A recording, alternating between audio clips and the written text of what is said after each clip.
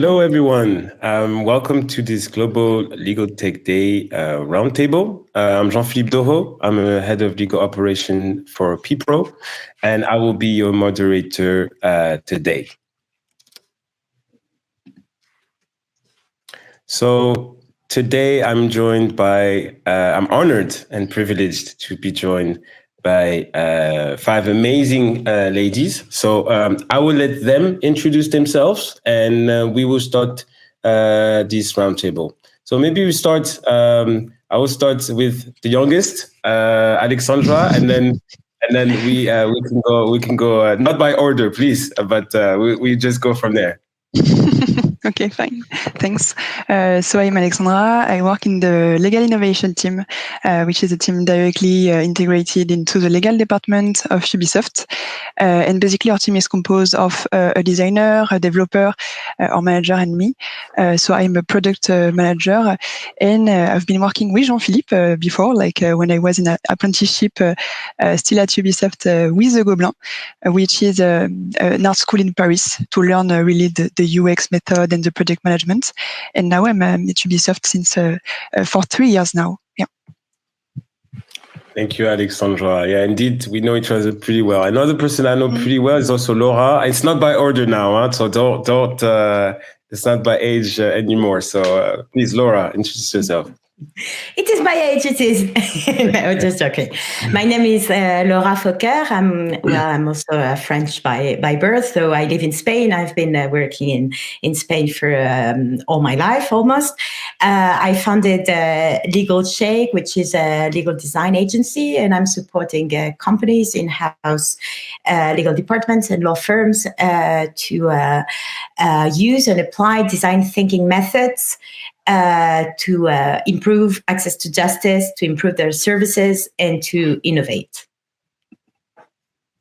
Thank you very much, Laura. Astrid. Yes, go ahead. So thank you for the invitation. My name is Astrid Kohlmeier. I'm a lawyer and a trained designer. I run a consultancy business focusing only on legal design based near Munich. And I also consult law firms as well as in-house organization of corporations in legal design, and it varies from topics like doing projects together or doing also in-house workshops and education. But I'm also in the field of access to justice and areas there. So let's say everywhere where legal design is going to be applied, I can be, and I am consulting. So that's who I am. Thank you, Astrid. And Tessa, you're the last, not the oldest. I'm just want to precise this. Thank you so much for having me. It's a pleasure and an honor. I'm Tessa Manuello. I happen to be also French-born, but eventually made my way to Canada and eventually to South America, working remotely in the field of legal design education. So really focusing my work on empowering legal professionals from all around the world using this methodology that we call legal design for innovation, whether it's redesigning legal information or contracts, redesigning workflows, processes, and getting ready for the digital transformation using this methodology. So very excited to be here as well.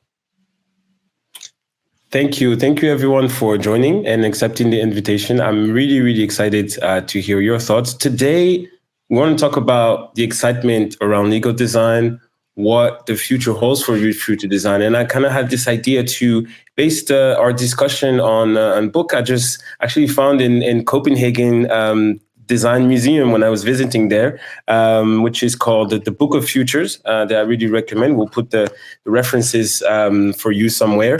But basically, this book is around different type of subject or research around around design, and I wanted to turn that into research about legal design.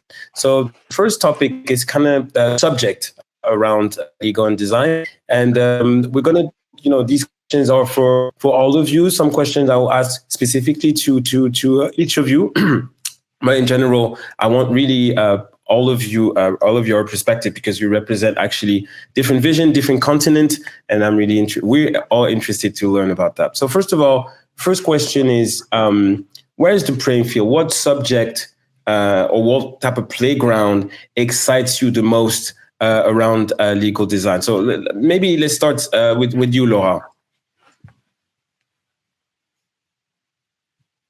Sorry, I couldn't find the button. Well, I would say what is really exciting for me right now is the increasing interest and the increasing democratization of legal design as such.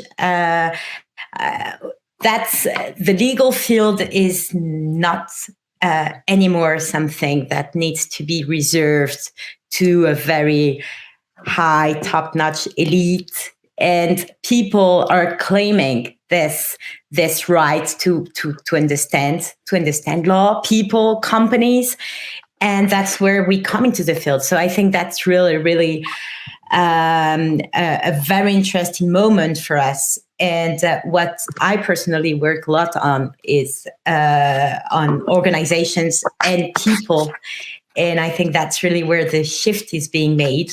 After all this, legal tech hype, and we're here at the Global Legal Tech Hub Day. So apart from us, probably most of the people are going to talk much more about tech and legal tech.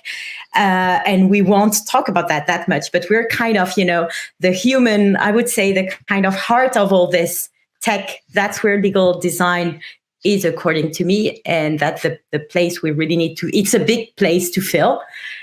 So luckily there is a lot of people like us and more. But that's a very exciting time for us, I would say. Yeah, thank you. Like the rise of this discipline kind of thing. Tessa, what do you see? What do you see? What changed in terms of the subject matter of legal design? What excites you for the future? Thank you so much for the question. It's a great question, actually, because I think it has evolved through time. I started in 2017, and at the time, I was personally very excited about using this methodology to create new products in the legal sector. But at the time, I realized it was maybe a little bit too early for the industry to start thinking about creating legal products. And maybe today, it is still a little bit early. What I see people most interested in, lawyers most interested in, is all of the legal information to be visualized. So visualizing information in contracts, privacy policies, terms of use, or other kind of documentation. And to my surprise, I see many lawyers wanting to learn how to do the design. Although I've always advocated for collaboration with designers, for whatever reason, maybe because lawyers are, we are used to do the work all by ourselves. So maybe there's something there that we want to do the design as well. And I think to some extent it's great because asking a designer to do all the design with legal is not going to solve all our problems. So we need to know at least some basics in the field to be able to do the design ourselves or to collaborate better with designers. So I think today the biggest topic is, in my experience and what I see happening and in my work, is this growing interest for the visualization of legal information. Yeah, thank you, Tessa. Astrid, you were both based in Germany. Maybe give your perspective. Obviously, you have international clients, but what subject matter of the discipline do you think is really exciting you right now? So for me, myself, I'm excited about having a toolkit that can be implemented in each area that we can think of. So this is, first of all, brings it just down to the base. But adding on Laura and also Tessa, in my experience, the visualization of information, which just Tessa said, is indeed a very high demand of clients, also in my case, and also of lawyers. But let's be honest, it's very hard to come to a point to act as a designer. So this is why I observe in my projects, even then when it's about educating lawyers in that part, it's always a lack of time. How they really dive deep into it. But nevertheless, I think, and I would say, yeah, it's great to have that more interest in that, but it's still a lack of time because it's a skill set more that cannot be learned within a day.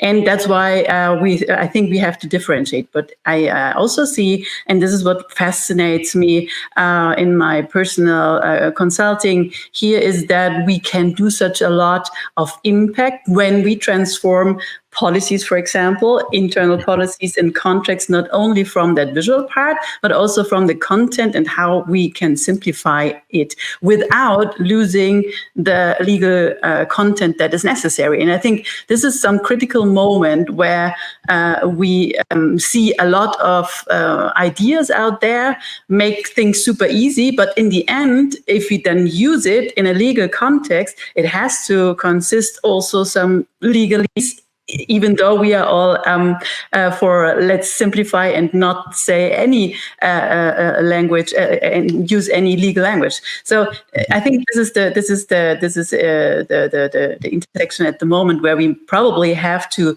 evolve more. And adding last sentence also from my end, adding on what Laura said, I also got fascinated by the way we are in this transforming moment.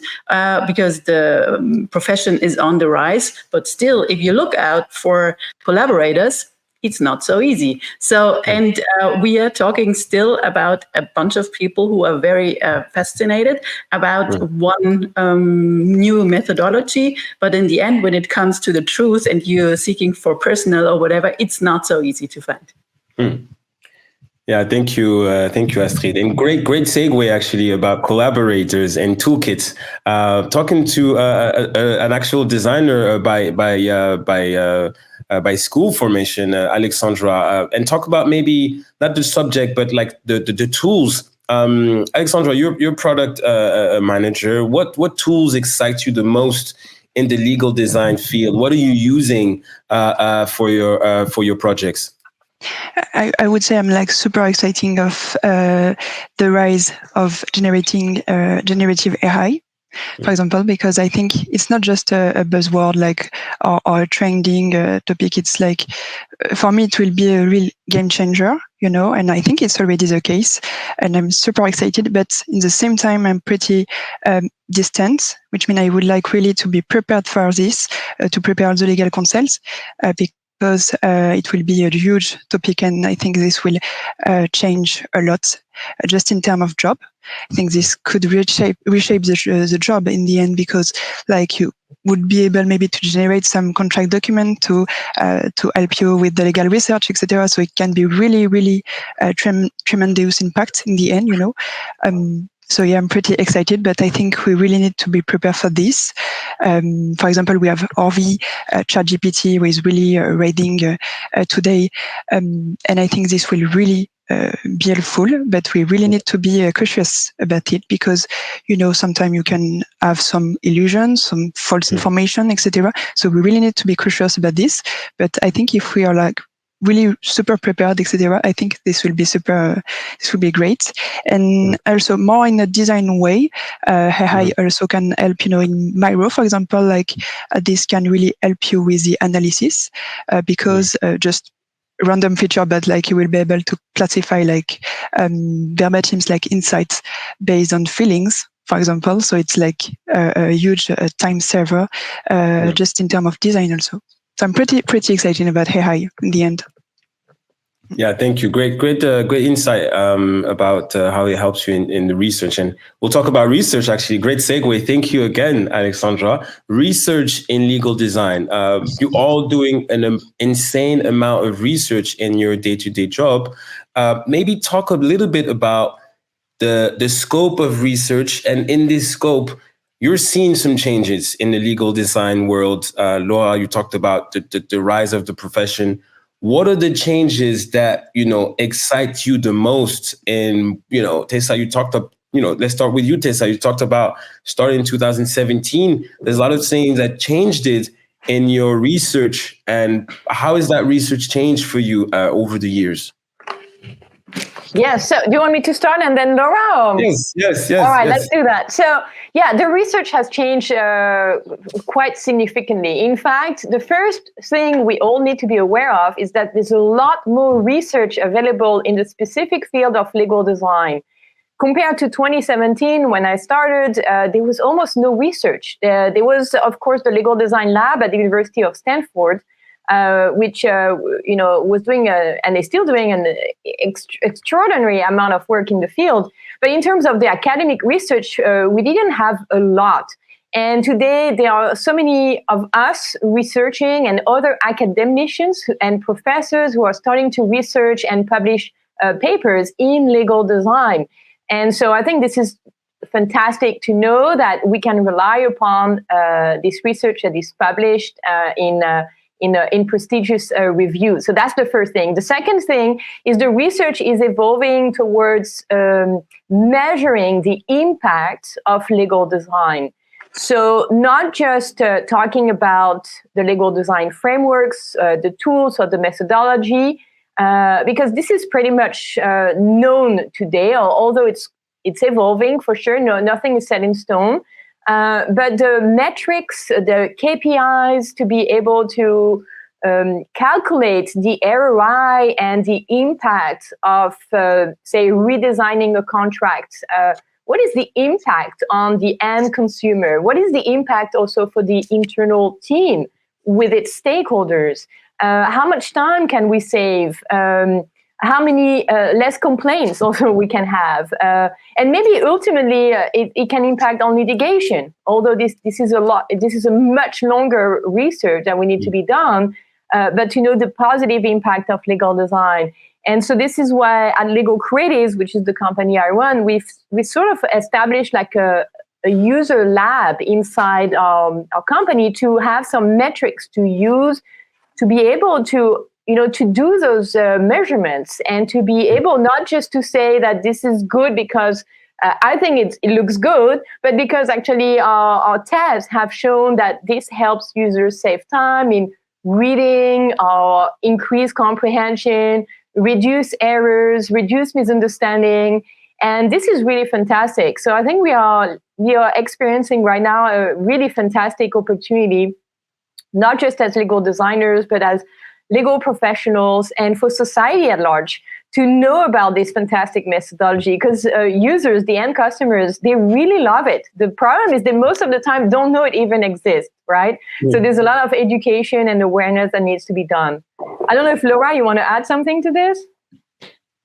Yes, I fully agree with everything you've been saying. I was thinking on top of this, the fun thing is that we see that there is research within research, meaning that with transmitting this methodology to our clients, they internally understand the importance of research.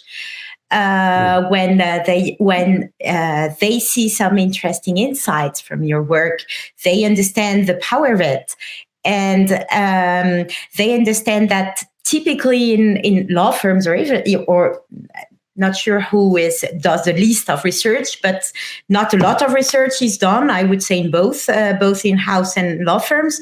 And when they start doing this, and when they start using their data, which is also a topic which I guess will be covered somewhere else, data and the underuse of data for legal professionals. But when they start having a look at all this and they find interesting insight, they understand the interest of this. And that's really interesting, and also a way to transfer this interest for research and how meaningful it is. And that's also very interesting. And just one last thing I wanted to say about that is in terms of our findings of our research, I would say that I'm really thrilled about the plain language ISO. ISO, is yes. It? Do we say ISO in English? ISO? Yes, ISO? I guess ISO. I don't know. ISO. Yeah, the ISO, the plain language ISO, that's really for me a sign that we're really going into a very interesting direction, and that will really be a very powerful tool. Though, I mean, all those working in this field, there is nothing really new in there. I mean, there is nothing that we haven't been doing for years, but that's now an ISO. And that will definitely, you were talking, Alexandra, about the excitement around Gen AI and also the concerns about Gen AI. And I think that more than ever, it will, for example, be helpful for tech and lawyers. I mean, now more than ever, lawyers need to understand this tech, use it, but mostly understand it in both ways. And here is a plain language ISO, which probably leads us all in the good direction. And I will shut up because I could talk about that forever, but I'm sure we can talk for hours. We can talk for hours. Maybe on the research, and then we talk about maybe artifacts with Astrid. Alexandra, we've done a lot of research together, and I get a lot of these questions about how do I do research? I don't have a designer like Alexandra. I don't know where to go. What do I do? I do a Google Forms. What do I do? So one of the things I want to touch upon with you, Alexandra, as a designer, how did you come and like how has the research been changing for you working in the legal field? Tell us a little bit about maybe how you studied research and how your experience in a legal team has changed your research maybe. Yeah, big topic. A lot to cover again. But yes, I don't have any legal expertise neither. So it's really about collaboration, and bring each other expertise, and in terms of research, it's really important, like to talk to users. I would say it's kind of pretty. It sounds easy to say, but it's really, really important to define why I'm doing this. What is the purpose of this? Is there a need? Is there a good need? So I really need to identify who could be the target in the end, and talk to this target. Ask some question, like really global question about what is your experience today? Do you meet any frictions? Do you need something, etc.? Do you meet any pain points? And then based on that, you will be able to generate some ideas, etc., and really to test these ideas. And about artifact, because I really like the word, but sometimes it can be blurred. We don't really have the definition, etc. And what we mean by artifact is like, what is our intention? What is what we plan to deliver in the end? And basically we use a lot of prototype. You really need sometimes a designer to do a kind of prototype. Like if you want animated prototype, for example, in Figma, it's like you have some images and you can click on it to go to other pages, etc. And basically without those kind of prototype, sometimes we could completely miss something. Basically, we are working on a project, on a tool to provide music to users, etc., with the legal rights. And basically, if we did not provide a prototype that we test with some users, we completely forgot the purpose of the project. We could completely miss some really, really critical feature. So I would say it's super important to have something concrete for the users, to have something to show, something tangible on which we can interact. Artifacts are super, super important for us. And for example, it can be also, just to go back on the AI topic also, we plan to do an exercise of design fiction, an exercise I really like. And you were there when we did the job description of the legal counsel of the future, and we will do the exact same exercise to say okay, what could be your life, what could be your work in the future with AI, in it. And it's really, really interesting, to provide, we could provide artifact after that, after this design fiction exercise.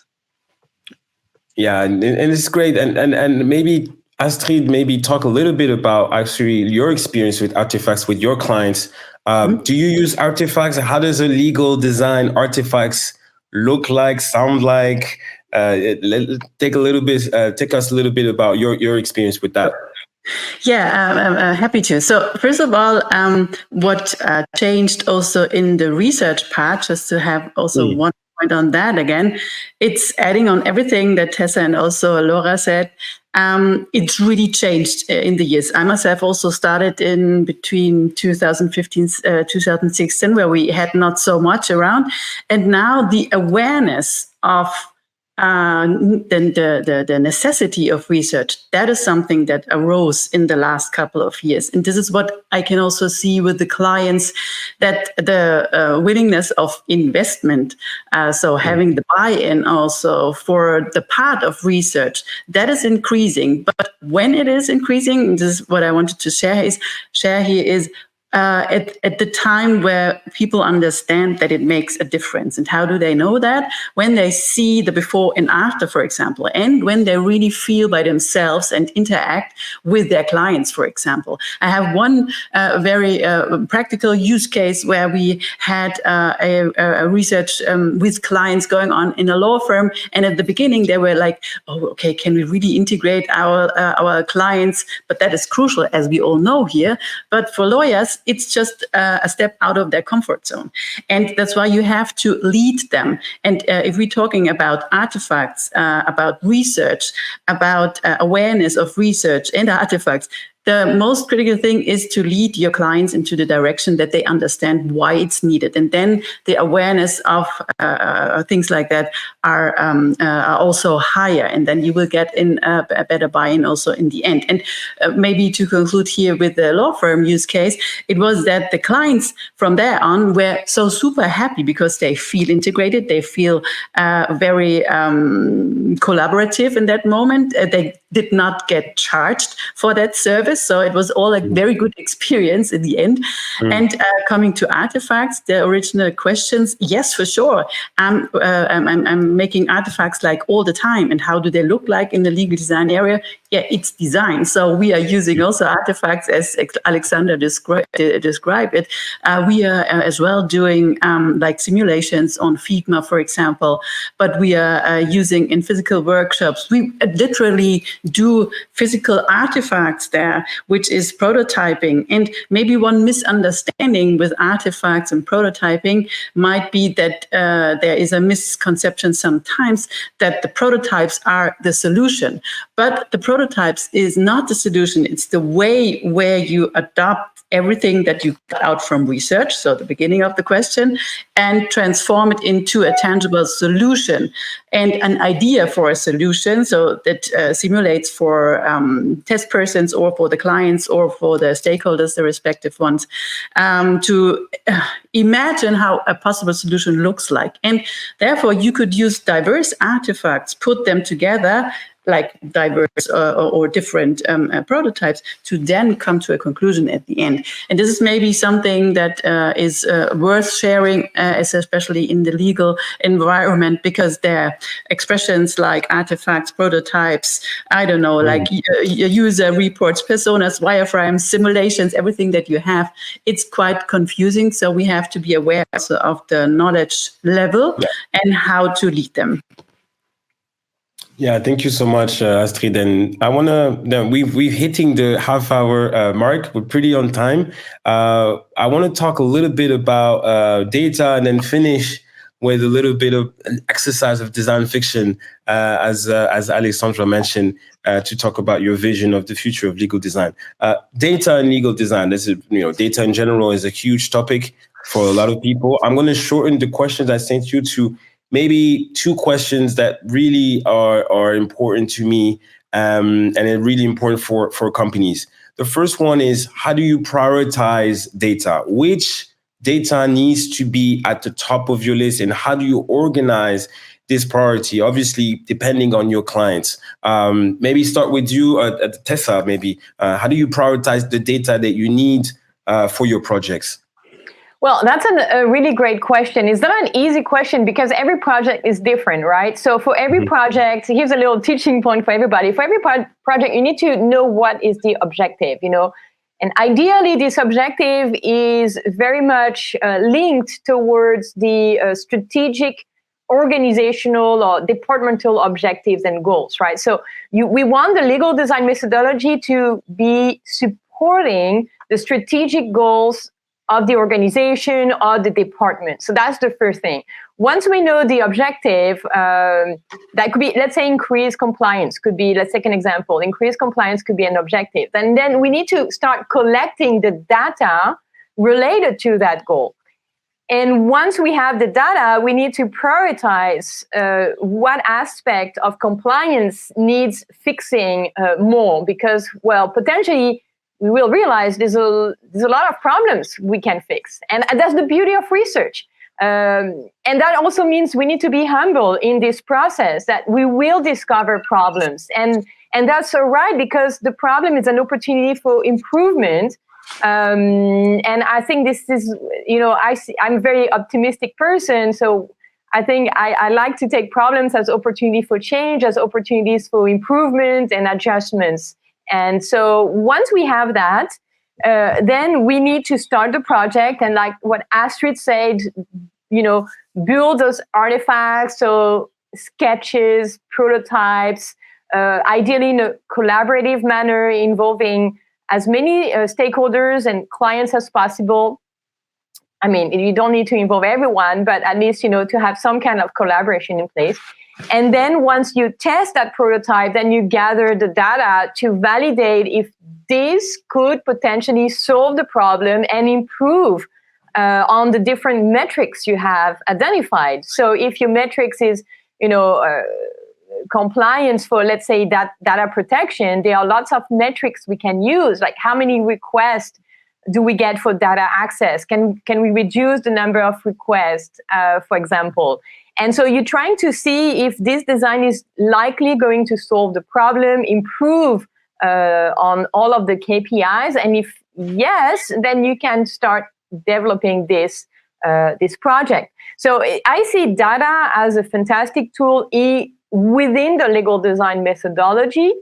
Of course, we can also gather data and visualize that data, which can be also very important for contract management. For example, there's lots and lots of data that we underuse in the legal field. Yeah. So if we start gathering this data, visualizing this data using simple graphs, it doesn't need to be a fancy graph. It just needs to be functional. It just needs to communicate the information, but visually, because it's easier to understand visually the data compared to just reading numbers in an Excel sheet, for example. It's very difficult to make comparisons.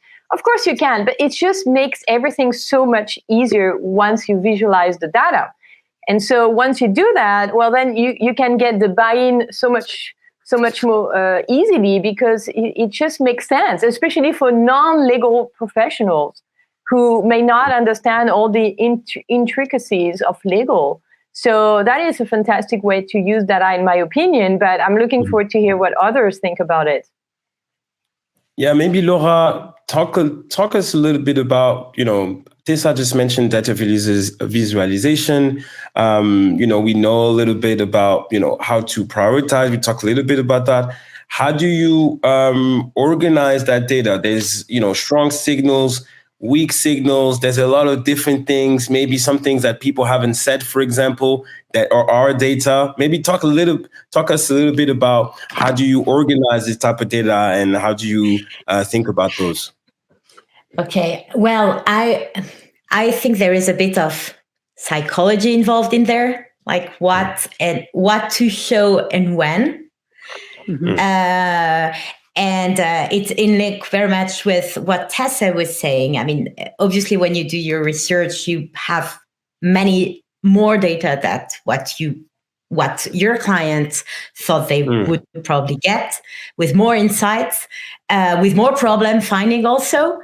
So you need to kind of select, I would say. That's where I was saying about psychological part.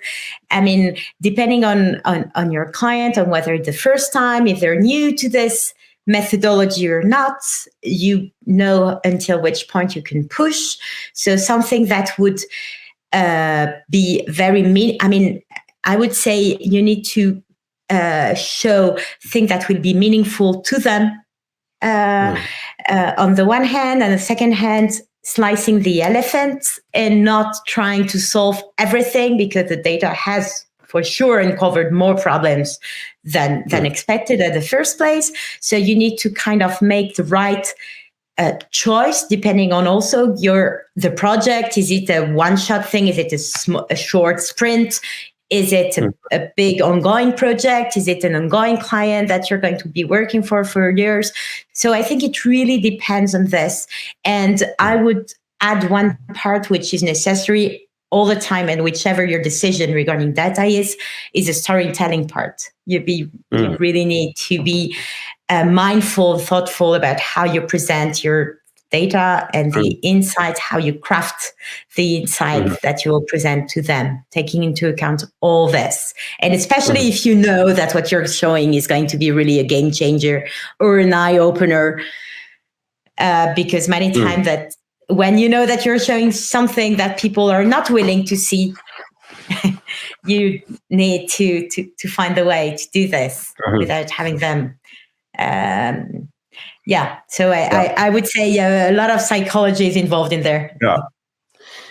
Great segue. Maybe Astrid, I asked you a question very, very technically about presenting data, presenting insights and articulating them. Maybe take us through, a presentation you have with the client. How you structure it? Good news, bad news, big change, small change. How do you do that? How do you take them through storytelling? Yeah, first of all, it's super interesting when we talk about data in general, because data measuring and, using data is nothing that lawyers are very keen of before. So even here we have this educational moment at the beginning, and you have to invite people to trust the process and also to trust the data insights that you then gain in this, intraphase of our legal design process. So this is a hard and a tough journey that they have to work with you. You have to, again, lead them and give them support in the way that you can. But we should not forget that articulating insights and showing data, which is the result of all the data that you collected. And this is a critical moment of every and each project, because this is the moment of truth. And the moment of truth is when people have to look at something that they probably don't want to see. And coming back to your question, like good news or bad news, you can even, and this is what we also did in one large project, again with a law firm here, where we had 90% only bad news, to be honest. So we analyzed the whole client journey, for example, with the methods that we had, interviewing qualitative interviews. So we had a mass of data, and we had to then narrow it down to the insights that we gained, which is also critical. But we could talk about that alone for hours, I would say. But having that on this high level here, maybe more, we tried to put the insights that we generated in a Figma simulation, also in form of a interactive website, let's say, so that to make it very literal here. If people could, go with a mouse over the critical point, they could also see one possible solution or one possible idea how to solve that. Because we figured out in a team that if we confront them with only 90% of negative information, then probably the creativity factor is going very low.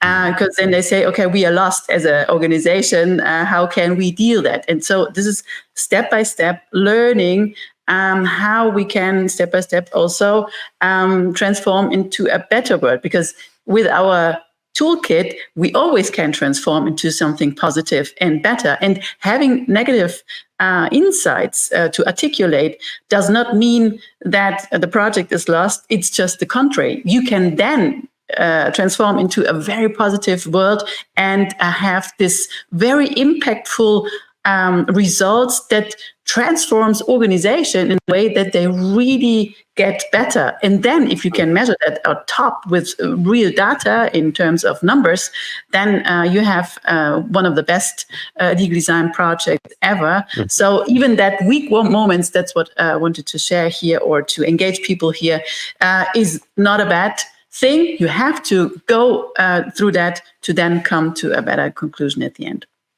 Mm-hmm.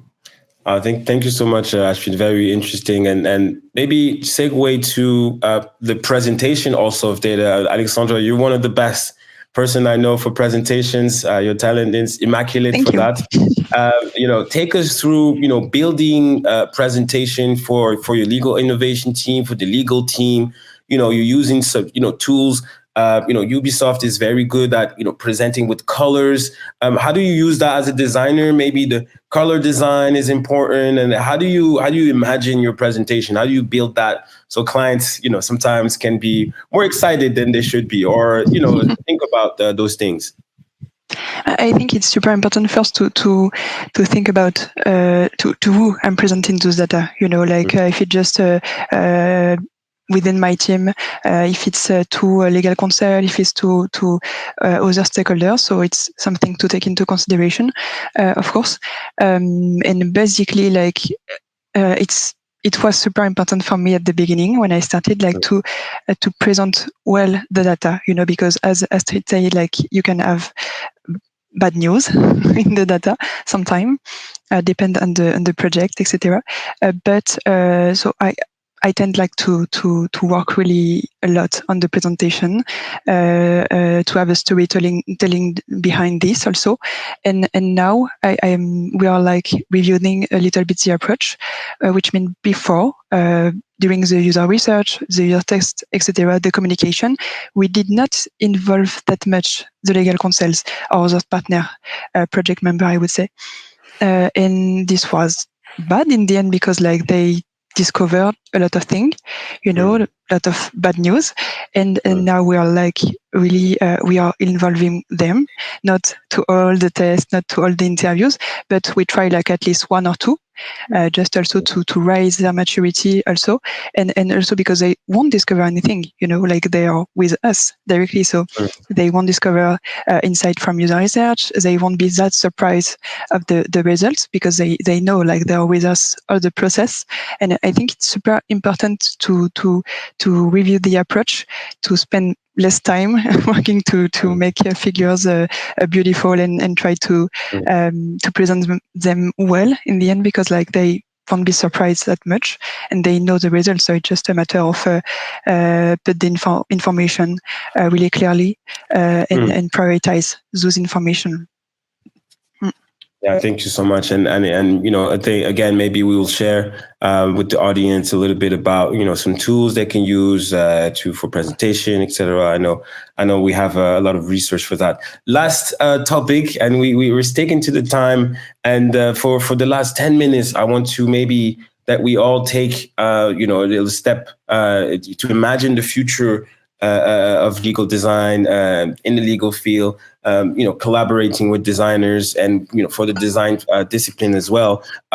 Maybe start with you, Laura. Who you think would be the key players, the key persons for the future of legal design? Well, justice users, obviously. So everyone, the whole society, they will be the key players, and the legal people will know that the key players are all them and all the rest. So I think that's really the most important. Of course, then going into more specific, all kind of professions that have not historically been linked with the legal profession will be just as designers and philosophers and mathematicians, and so many people that will need to work together, and that's a very exciting part of it. And I think the ambiguity is what is really ruling in our era, and we will need to just stick together to fight against that and to promote creativity and fight about all this kind of disinformation, all kind of fake stuff happening around, and all the dark patterns that would also be subject for another discussion, another roundtable. But I think, yes, definitely the players will be hopefully everyone, and everyone will be needed to navigate ambiguity. Thank you, Astrid. What about you? What about you? The players of the future of legal design. Yes, adding on like everybody should be involved. Coming more to the professional requirements for legal designers who can be then players in the future. It's all about this hybrid professional model that we are looking at. So I would advocate also in the future, and I see that the more variety of skills we do have, not only by collaborating with other disciplines, but also more in ourselves, the better it is. I mean, we are all here maybe representatives of hybrid professions, right? And I guess this is not only in the legal field very important, it's in all fields very important, especially if we then come to AI. And who knows if we have in the future a legal design prompting engineer, for example, that might be one profession that we see on the rise. But what it's all coming to at the end is that we have to have visionary people who are open for all the new developments that we are facing. And it always requires a lot of skills if you work in the legal design field. It is you have to be a need seeker. You have to be the one who is looking for the weak points but also see the possibilities that lies there. So you have to be optimist also in a way. And I see the main players in that field that have that vision can be optimistic, even though there are very bad news or everything is colliding because we see AI is on the rise.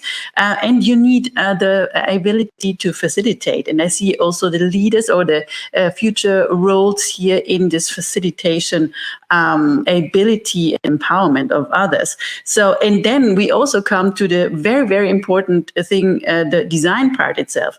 And instead of doing all by yourself, it's again the collaborating here to interact better with each other. But not only from legal or lawyers go to designers, please also the way vice versa, because this is what we don't see often enough, like coming from the design part and going to the legal field. Still not so much, only little or less persons in that direction, I would say. So this is something we heard also before. And designers, like all designers, especially UX designers, I mean, we are living in a digital world already. So we need UX design. This is what I'm praying all the time. And I guess this is something we are looking for. And come to your question and conclude also my answer. I see the players in the field in people who are open for all of those new things and be able to be a hybrid. So this openness for hybridity, maybe.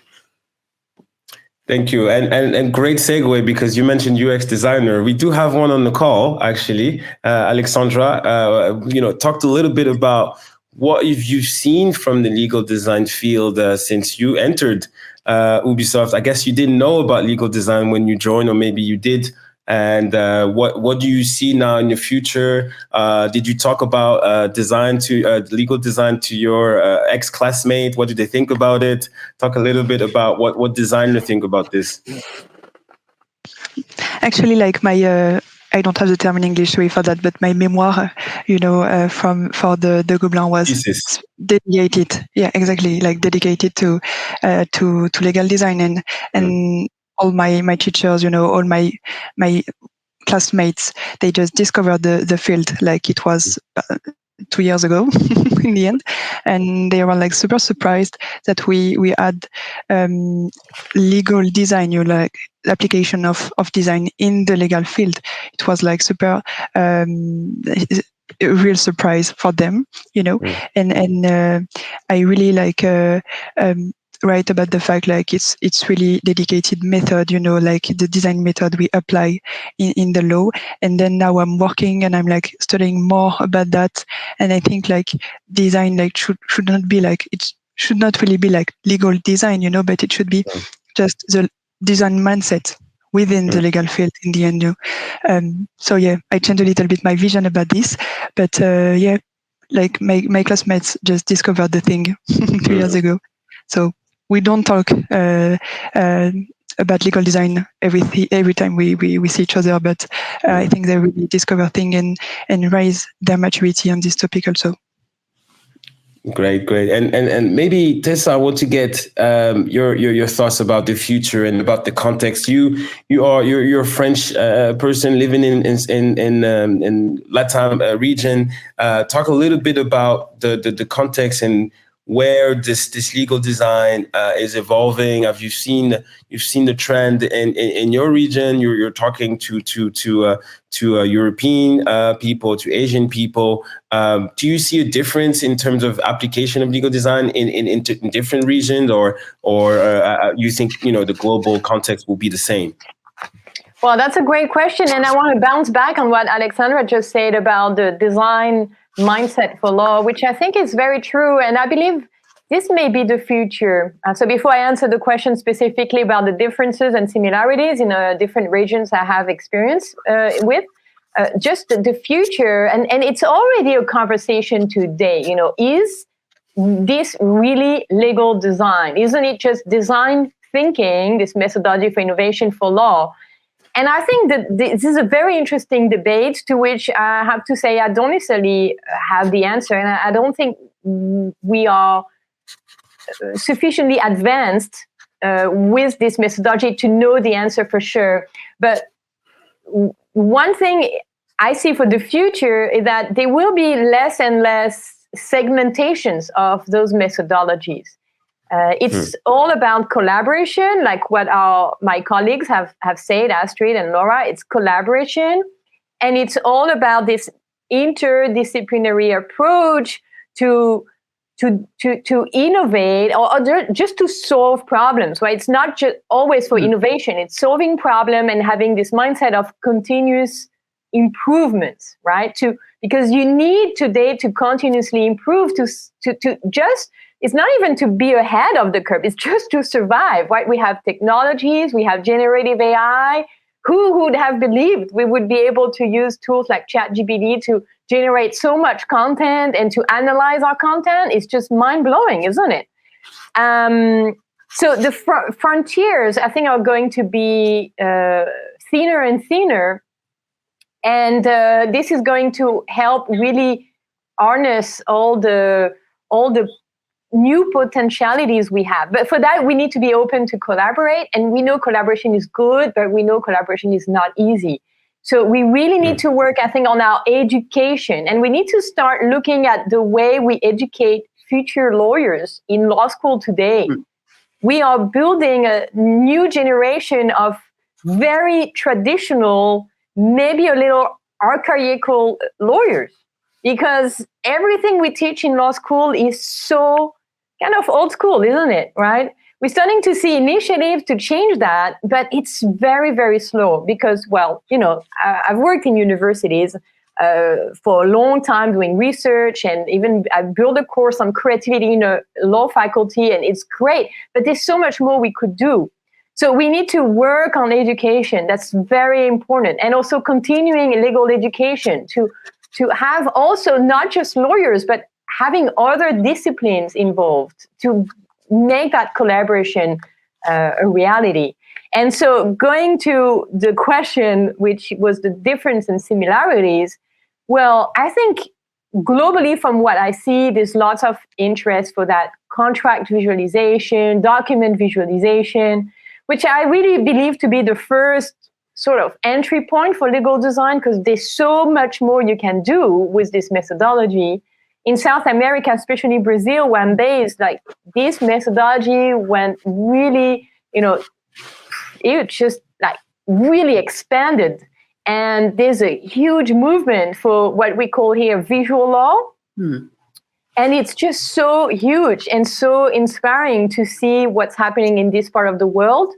And I think it makes sense because maybe of the cultural context where in South America, you have so many different challenges when it comes to, just people being educated. And so the visual aspect helps people understand better, but it helps also the expert understand better. So, I think we shouldn't just think about visualization for vulnerable people, but also I think everyone benefits from visualization.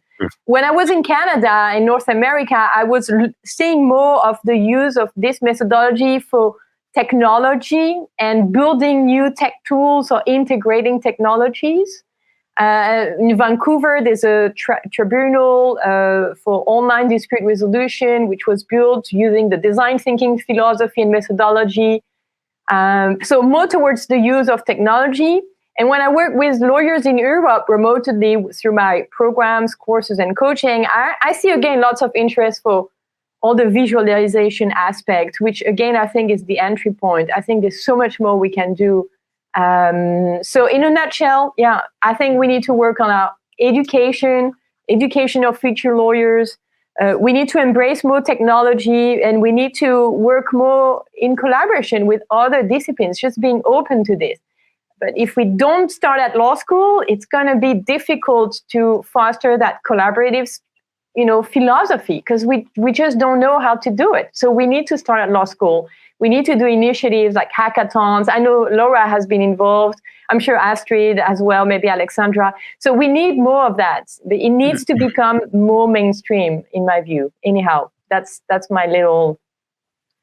Yeah, my little thing. I don't know. Thank you for the question. I get passionate about this.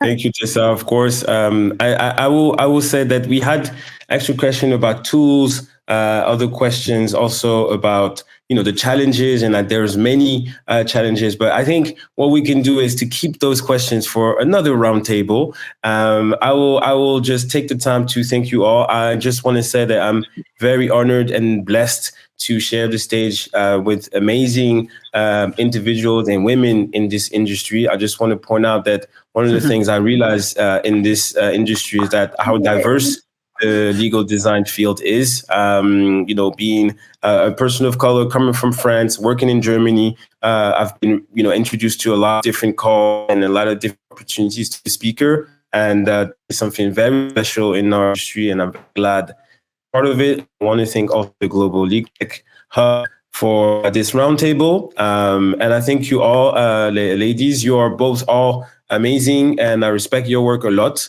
And I wish you all a great afternoon and a great day to our viewers. And talk to you next time.